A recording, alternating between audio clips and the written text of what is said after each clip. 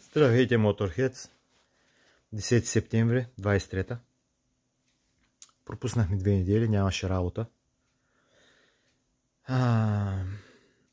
Взе да намалява. Както и да е. Днеска работата е лесна. За кой ви показвам тези двамата пинокиовци? Бургман 650. Бургман. От този Пинокио, който е със здрав двигател, трябва да преместим двигателя на ония Пинокио, който съм го разколачил. Вчера го почнах, хвърлих му пластмасите навънка, защото се е окотил. Дали по наша грешка или не по наша грешка, някой трябва да поеме отговорността. Като махнах пластмасата, видях, че капачката за масълцето седеше отстрани. Което ще рече, че човека дойде оплискан целия в масло.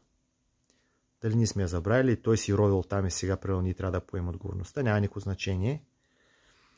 За щастие, миналата седмица се здобихме с този Пинокио и имаме откъде да вземем донор за другия нещастин.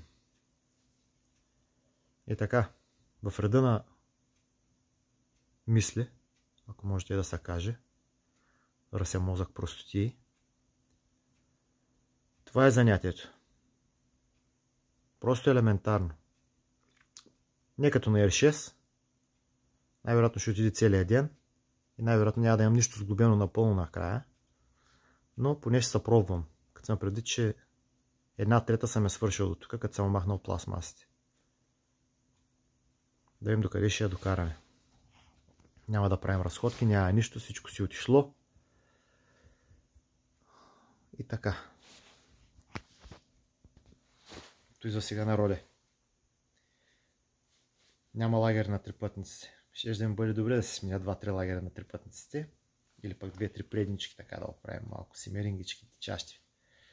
Но това е. Ако има нещо, ще се направя включване пак по някое време. Докъде ще я докараме.